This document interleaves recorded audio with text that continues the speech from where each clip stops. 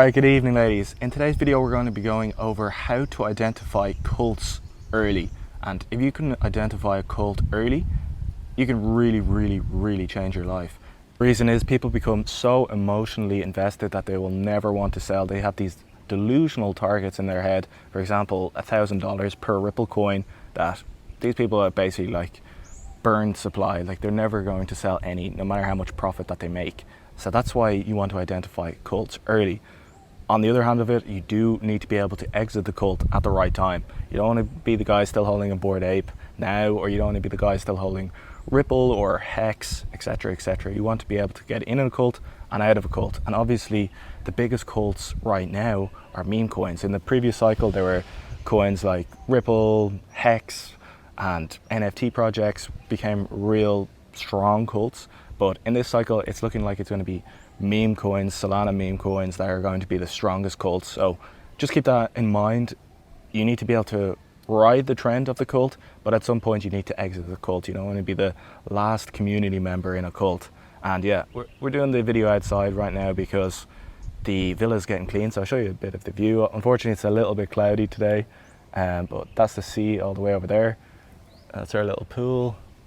Yeah, so been chilling here in Thailand for a couple of months, and yeah, Thailand is sick. So I don't know if this video is going to be for the course video or if I'm going to post it to YouTube, but if it is on YouTube, if you're watching this from YouTube, I do have a private course that you can follow. That's more stuff that, you know, kind of mindset stuff that doesn't really do well on YouTube, that are, you know, actually benefits you. It's more like how to long-term trade well, do well in crypto, rather than just like what's hot right now, what's trending, because that's what does well on YouTube.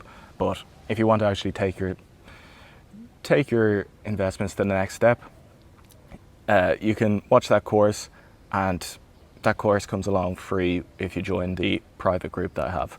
Anyway, so like I said, you need to buy cults early. So right now you still kind of can buy some of these meme coin cults early, like still probably somewhat on the early trend.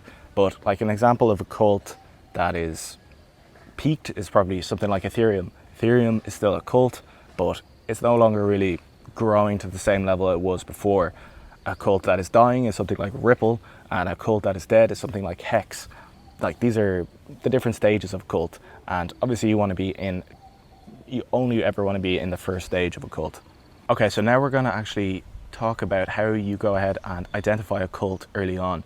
So the first thing you want to watch out for, usually it's preferable if it's in its first cycle. So if it's going through its first cycle, like the caveat to this is obviously if it's going through its first cycle, it's starting from a low base, and that's really important.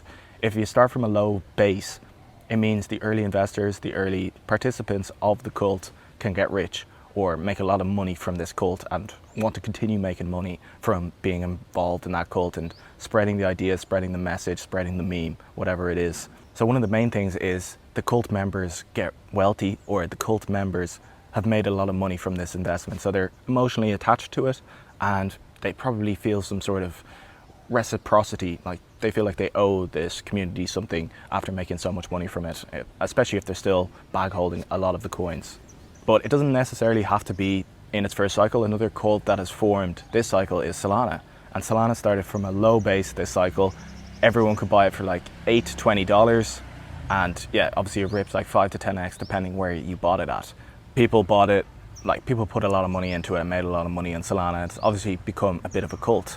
So some other things you want to watch out for in identifying a cult. Now, a cult doesn't have to have every single one of these, but it should definitely have some, or potentially all of them.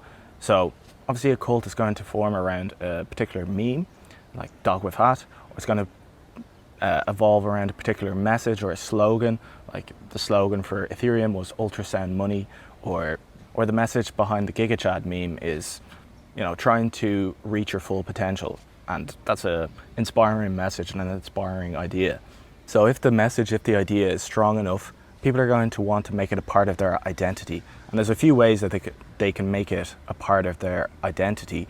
The most obvious of which is if they make it their profile picture. So you've seen tons of people make the dog with hat meme their profile picture, and that's kind of one step in becoming a part of a cult or becoming part of a community. Like that's very strong. People are so emotionally invested in this that they want to make it their profile picture. Another sign that people have become very emotionally invested in this message, in this meme, is if they kind of adopt the character of this meme, or if they adopt a new persona of this meme. Like an example of a particular persona and a particular personality that people adopt when becoming involved in a cult is the miladies, the retardios. Those cults are like, you know, kind of racist, kind of based, and that's their whole persona. And if you want to be a milady, if you want to be a retardio, you kind of have to be based or whatever the hell. So that's an example of the kind of, you're adopting the personality, or maybe you don't adopt the personality, it attracts people of a certain personality into that community. Another example is when people adopt certain phrases, or they adopt certain language of the meme or of the message. Like an example is no giga. I know a lot of you might hold giga, the GigaChad coin, and one of the phrases that they use is no giga, question mark, or giga seems a bit low on that chart, it should be number one. Like all this kind of, if people within the cult or people within the community are all using the same shared language, that's a good sign as well. And shared phrases, shared memes, all of these kind of things kind of coalesce together to people. Not only do they adopt the personality, but they also adopt the language, and they adopt the memes and ideas of that cult. The other thing you want to watch out for is if this cult gets a lot of attention and if it gets a lot of hate. So if it gets a lot of attention, obviously that's great. And even if it gets a lot of hate, that means people are emotionally invested on both sides. So it can get a lot of love, but it also, the more love it gets, the more hate it can possibly get. And you definitely don't want to fade things that are low IQ. So stuff like Ripple, stuff like Hex, obviously they were really low IQ, like people who weren't very knowledgeable about crypto were the people who were buying those coins and joining those cults. And right now in this cycle, it's the meme coins that are completely taking off, and they're, you know, obviously somewhat low IQ in comparisons to other sectors within crypto. They're very easy to understand. A lot of right curvers or very intelligent people have completely ignored meme coins, so don't be one of those people who thinks they're too smart to join one of these cults. What else we see in real life cults that could be also in these digital cults?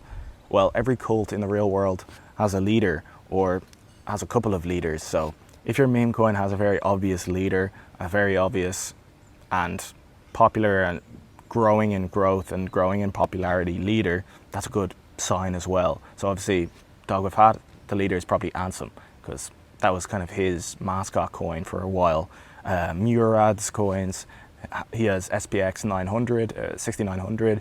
It's probably his biggest, like, that's probably the cult leader for that coin. Giga has a couple of cult leaders, there's probably not one, but there's a few people talking about it, etc, etc. So if there's a very strong cult leader, that's something good to watch out for.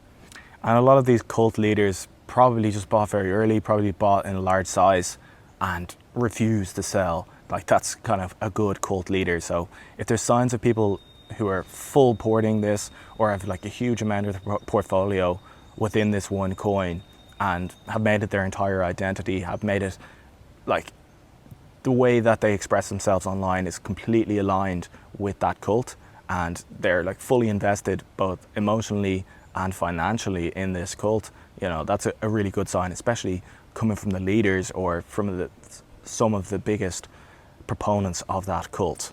It's also good if there is some interesting lore, if there's an interesting story behind this cult, like a CTO, a hack, a rogue, and came back to life. Like I know Giga was a community takeover, and the CTO team just did an unbelievably good job and got some big names on board, like Paulo Costa, Mike O'Hearn, etc., which is just insane that they managed to do that. So interesting lore is something that can kind of, if people have like a shared history, a shared story, it makes them feel a stronger part of community. It's like a religion. Like obviously every religion has a history, and how did this religion start? Who was the Messiah, etc., etc. If there is a bit of lore, if there's an interesting story behind it, that's also pretty cool, pretty interesting for non-cult members to join, and for the cult members that are already in there to remain in there without selling any of their bags. Because ideally that's what you want. You want people so emotionally invested that they would really, like, it would take them so hard to pry any of the coins from their hands. But you also need it. You need the coin to be able to attract new investors as well. So it can't just be a cult that only crypto Twitter kind of gets or enjoys. It also has to be a cult or a meme or a message that normies and the outside world could also get behind as well. So you're able to attract in new people. The other thing you might want to watch out for is if the cult has had like massive retracements, like 80% retracements, and come back to life. This kind of shows the resilience of the meme. Even though the holders have gone through massive drawbacks, they have been unshakable, they haven't sold the bottom and are willing to just hold it through. And even if it comes back to their break-even price, it pumps up again, they don't sell because they think it's going to go much higher. They have these delusional targets in their head and they're not thinking of selling very much or anything until those delusional targets are hit. And lastly, obviously, you want a lot of engagement on the leaders of the cults, on the actual Twitter pages from the cults. There's a lot of activity and engagement. That's obviously a good sign. So yeah, really hope you enjoyed this video and see you in the next one. Thanks for watching.